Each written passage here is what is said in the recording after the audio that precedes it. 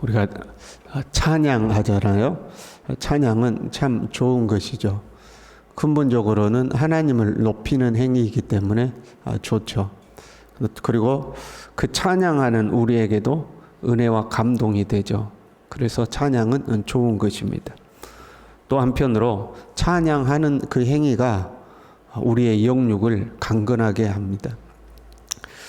기쁨으로 찬양을 하는 거죠. 그런데 한편으로 우리는 슬픈 곡조에 찬양을 할 때도 있죠.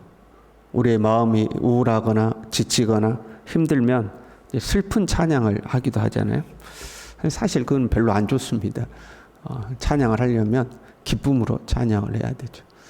찬양하고 나면 슬프다가도 우리의 마음이 기뻐져야 좋은 거지.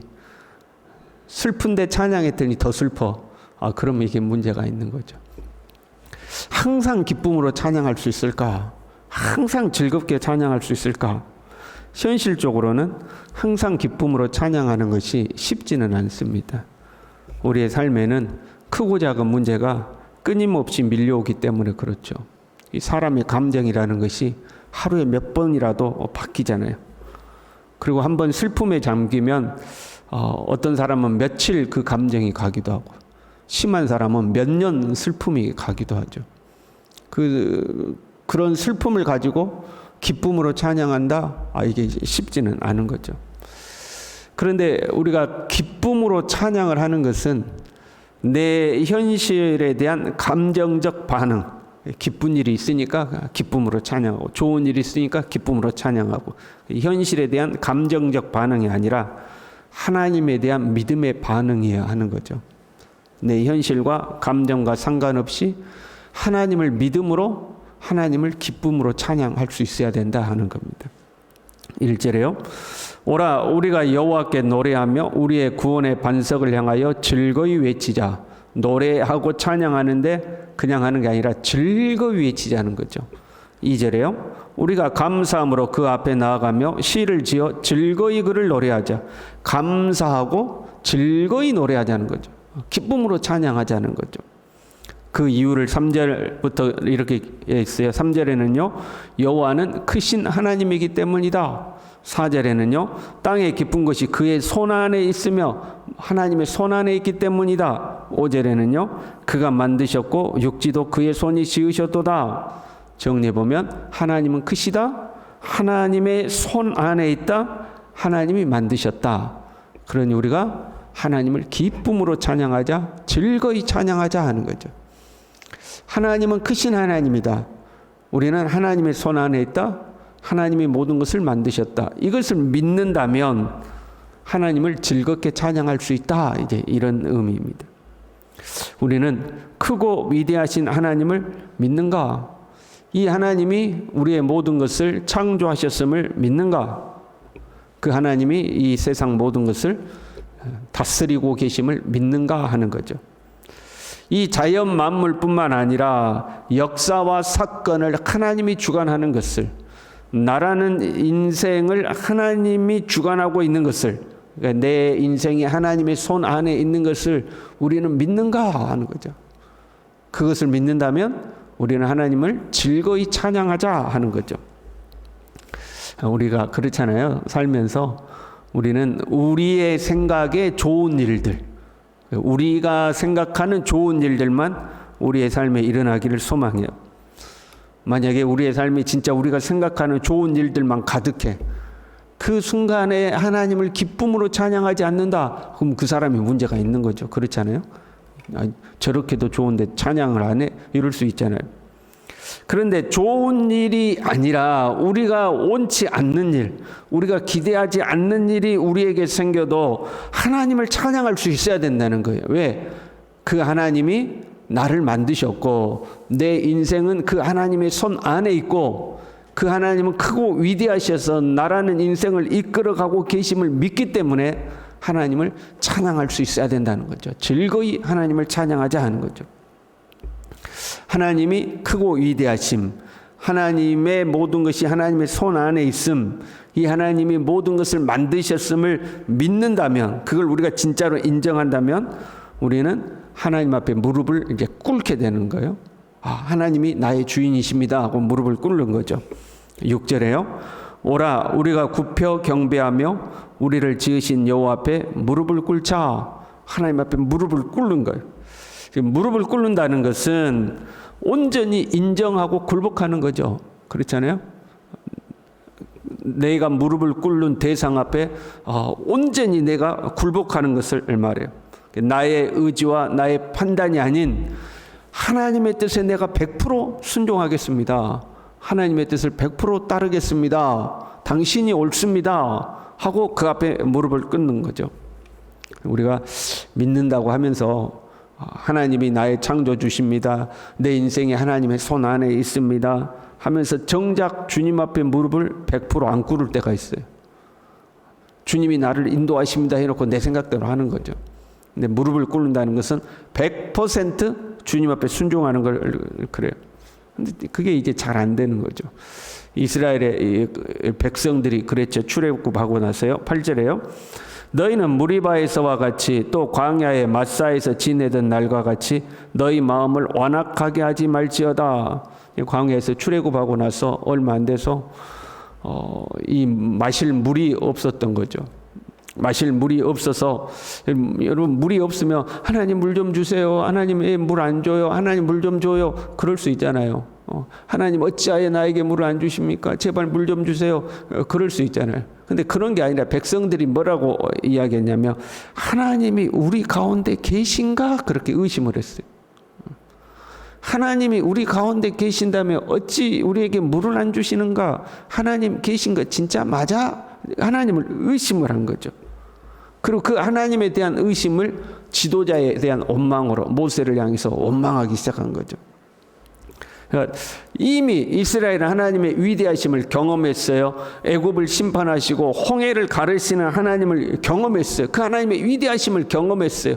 그러면 광야에서 물이 없어도 그 하나님을 기억하고 그 하나님을 신뢰하고 안 되면 하나님 앞에 매달리고 울부짖고 하나님 앞에 기도하고 뭐 그렇게 해야 되는데, 하나님 계신 거 맞아?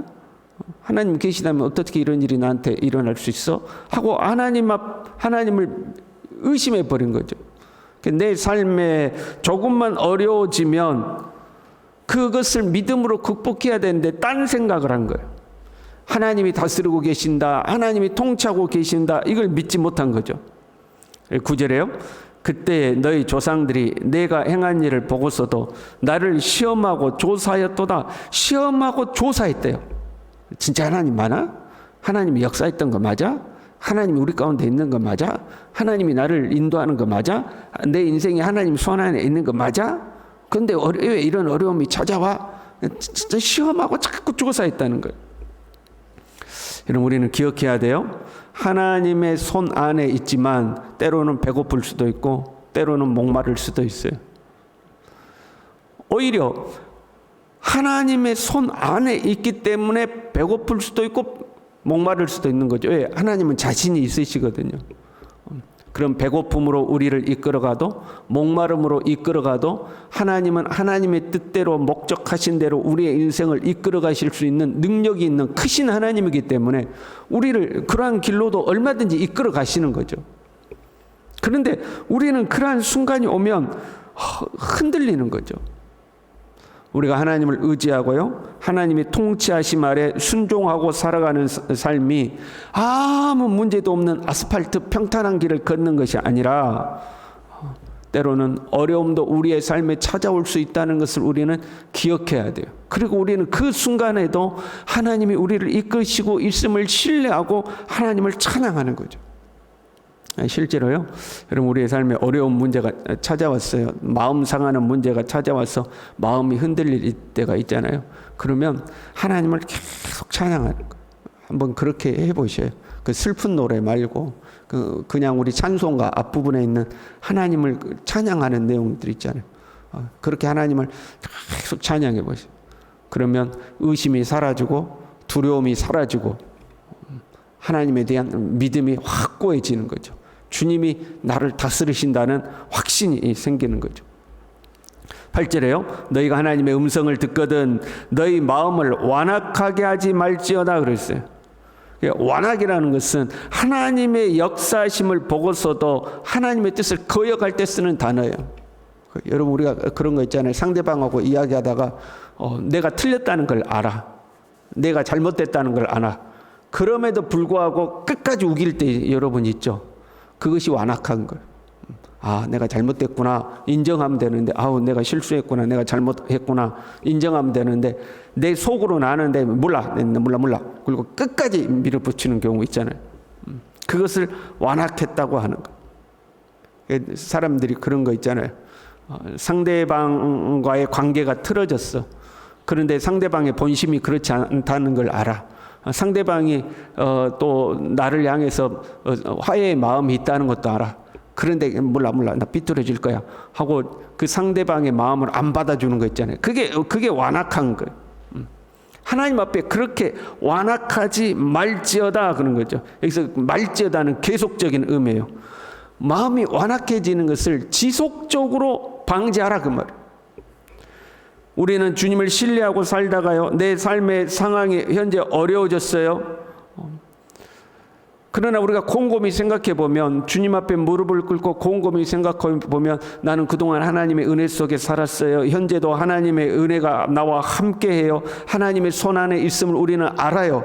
그런데 현재 내 상황이 마음에 안 드는 거예요.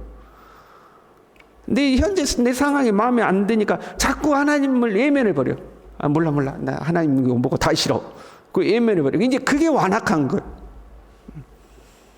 하나님이 나를 이끌어가고 계시는데, 하나님은 얼마든지 지금의 어려운 고난의 길을 통과하고 광야를 통과해서 가나안으로 이끄실 수 있는 크신 하나님, 능력이 하나님이라는 것을 아는데, 그런데 나는 싫은 거죠.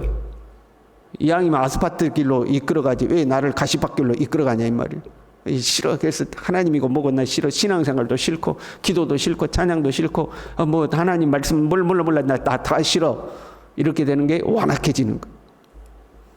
살면서 그렇게 되지 않도록 너희 마음을 잘 지키라는 거죠.